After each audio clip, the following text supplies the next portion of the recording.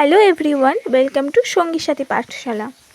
আজকের আলোচনার বিষয় ডিএলএড 2023-25 প্রথম বর্ষের সাজেশন। বিষয় হচ্ছে মাতৃভাষা বাংলা। এখানে উল্লেখিত সাজেশনটির প্রথমেই রয়েছে 2 নম্বরের প্রশ্নগুলি। দেখে নেওয়া যাক আমাদের প্রথম প্রশ্নগুলি কি কি আছে।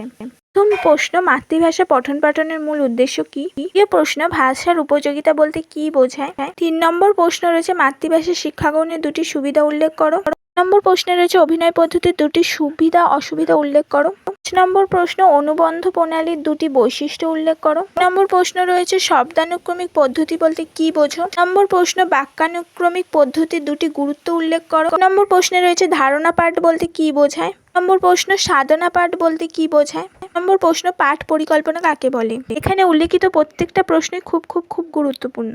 এর প্রশ্ন 11 নম্বর প্রশ্ন, আণবিক শিখনের পর্যায়গুলি উল্লেখ করুন। 2 নম্বর প্রশ্ন, কর্মপত্র বা কাজের পাতার গুরুত্ব লিখুন। 13 নম্বর প্রশ্ন হচ্ছে আরোহী পদ্ধতি কাকে বলে। পরের প্রশ্ন 14 নম্বর প্রশ্নে রয়েছে অবরোহী পদ্ধতি কাকে বলে। 15 নম্বর প্রশ্নটি হচ্ছে সূত্র পদ্ধতির সাহায্যে কিভাবে ব্যাকরণ শিক্ষা দান করা যায় উল্লেখ করুন। 16 নম্বরে রয়েছে নির্দেশিত লিখন বলতে কি বোঝায়। 17 নম্বর প্রশ্নটি হচ্ছে শ্রুতি লিখনের প্রয়োজনীয়তা কোথায়। 18 নম্বর প্রশ্ন হলো হাতের লেখা শিক্ষাদানের 2টি প্রয়োজনীয়তা লিখুন। 19 নম্বর প্রশ্ন হচ্ছে শিক্ষা সহায়ক উপকরণ ব্যবহার করার প্রয়োজনীয়তা কি। 20 নম্বর প্রশ্ন হচ্ছে মাতৃভাষা শিক্ষা ও দ্বিতীয় ভাষা শিক্ষার সম্পর্ক কোথায়। 21 নম্বর প্রশ্ন, সামর্থ্য বলতে কি বোঝায়। 23 নম্বর প্রশ্ন, ভাষা আয়ত্তীকরণ বলতে কি বোঝায়। 23 নম্বর প্রশ্ন, মৌখিক পরীক্ষার 2টি সুবিধা অসুবিধা লিখুন। 24 নম্বর প্রশ্ন, লিখিত পরীক্ষার উপযোগী তা উল্লেখ করুন। 25 নম্বর প্রশ্ন, পারদর্শিতার অভিজ্ঞতা কাকে বলে। 26 নম্বর প্রশ্ন হচ্ছে নিরবিচ্ছিন্ন মূল্যায়ন ও সামগ্রিক মূল্যায়নের মধ্যে 2টি তুলনা উল্লেখ করুন।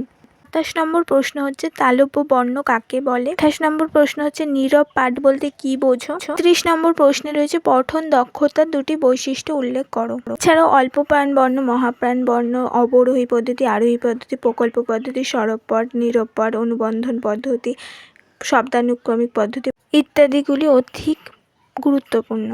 পরে হচ্ছে আমাদের 7 নম্বরের প্রশ্নের সাজেশনগুলি। প্রথম প্রশ্ন, শব্দানুক্রমিক পদ্ধতি কাকে বলে, এর সুবিধা ও অসুবিধা উল্লেখ করুন। পরের প্রশ্ন, প্রজেক্ট পদ্ধতির মাধ্যমে কিভাবে মাতৃভাষায় শিক্ষাদান করা যায় তা উল্লেখ করুন।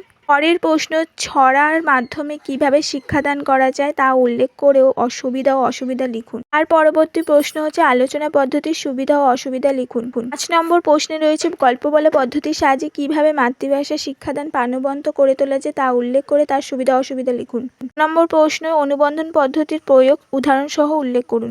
8 নম্বর প্রশ্ন, ভালো হস্তাক্ষরের বৈশিষ্ট্য লিখুন। পরের প্রশ্ন, প্রাথমিক পর্যায়ে শিক্ষার্থীদের কথা বলার সময় কী ধরনের ত্রুটি দেখা যায় তা উল্লেখ করুন এবং তা দূর করার উপায় উল্লেখ করুন। 9 নম্বর প্রশ্ন, বানান ভুলের কারণ ব্যাখ্যা করুন এবং তা কাটানোর জন্য শিক্ষকদের কোন কোন বিষয়ের উপর নজর দিতে হবে সে বিষয়ে উল্লেখ করুন। 10 নম্বর প্রশ্ন, একটি সার্থক পাঠ কি, তা কি কি বৈশিষ্ট্য থাকা প্রয়োজন তা আলোচনা করুন।